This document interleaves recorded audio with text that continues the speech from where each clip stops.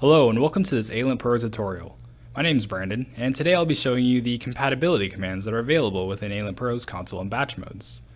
Now, these are the commands used by other tools, such as Active-HDL or Rivera-PRO, and they're supported here in ALINT-PRO to provide a sort of cross-compatibility between the tools when it comes to inputting console commands and running scripts.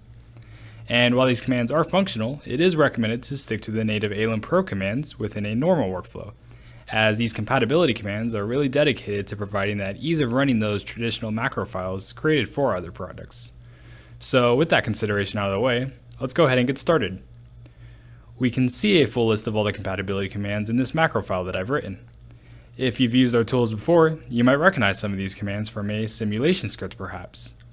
Everything not commented out are the compatibility commands, and they will have functionality related to this tool's workflow. Of course, not all commands from other tools are supported in ALINT-PRO, and therefore commenting out or deleting these other commands from your simulation script, like so, will allow those other compatible parts of the script to be ran here. So here we see our first command is alib, which is traditionally used for creating libraries. Now, because ALINT-PRO automatically creates these libraries, this alib command here will instead be used to create our new project. When we run it, which I'll do by using this execute selected button here, you can see that the new project and accompanying workspace have now been created. And you may also notice that the resulting project is actually a library project. Now, this isn't an issue, as the difference between project types is minimal and can actually be changed at any time using the project properties like so.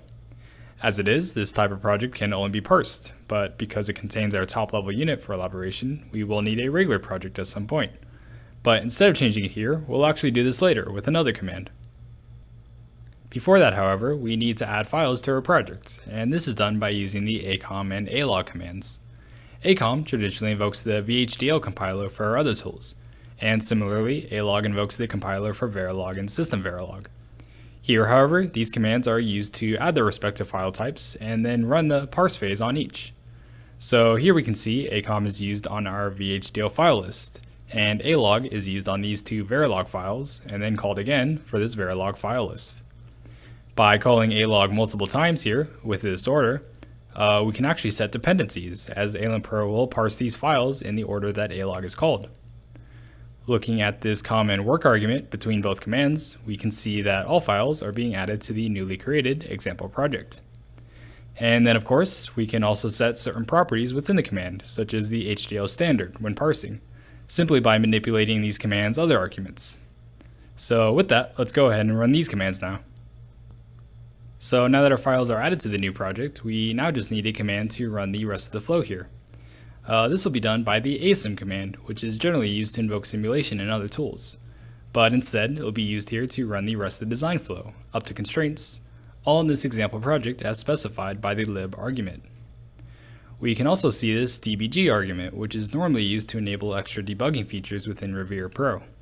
Here, the argument gets ignored, and this is because commands like acon, alog, and asym all ignore invalid switches, meaning very little modification is needed when using them within ALINT-PRO. So with that, let's go ahead and run this command now. And while it's running, we can see through the GUI and console output that these three phases all got initiated, and at their completion, our flow is actually finished, using nothing but these compatibility commands here. And we can also see that our library project was also converted to the correct type during this asym command. So to run the full flow, that only took these 3 or 4 commands here. But we do have a few more compatibility commands relating to project management. And these commands are adir, alist, amap, and adel. Going through these quickly, adir provides additional information about the project. When ran by itself, the library's primary units are printed to console. And with this source argument, we are provided the project's source files. Alist here has similar behavior to its original use, as it lists the libraries of the current directory. Or when provided with this mode argument and a specific library, it provides some additional information about that library. Next here is amap. This command is used to create and remove projects. Projects get created by copying other projects. So here, we're going to make a copy of our example project, which gets attached to the current workspace. All files within the project are copied as well. And finally, we have the ADEL command, which is used to detach files as well as clean a project. So when ran, we can see all the files from our copied project have now been deleted.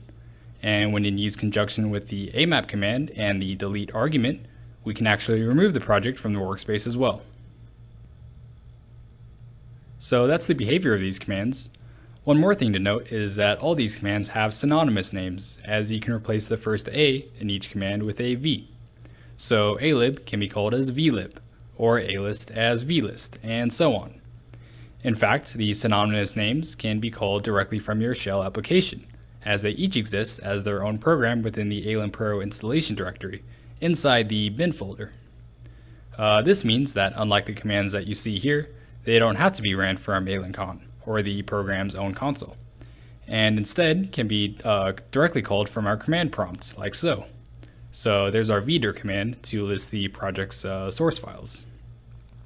But other than that simple character change and the direct availability from shell, these additional compatibility commands operate as we just previously saw. And that's pretty much it for all these commands. Due to their compatibility with the ALINT-PRO, we can actually take a simulation script like this from our other tools and simply insert it into the rest of the flow, as I've done here in this master script.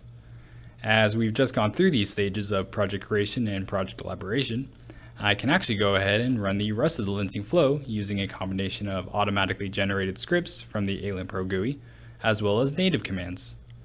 These will go ahead and set up our policy and waivers, run linting, and then generate some reports.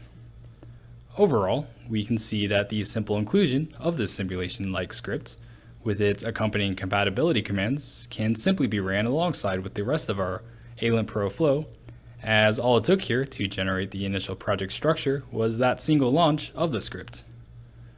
And with that, that'll actually mark the end of this tutorial on ALINT-PRO's compatibility commands. I hope this video was informative, and of course, thanks for watching.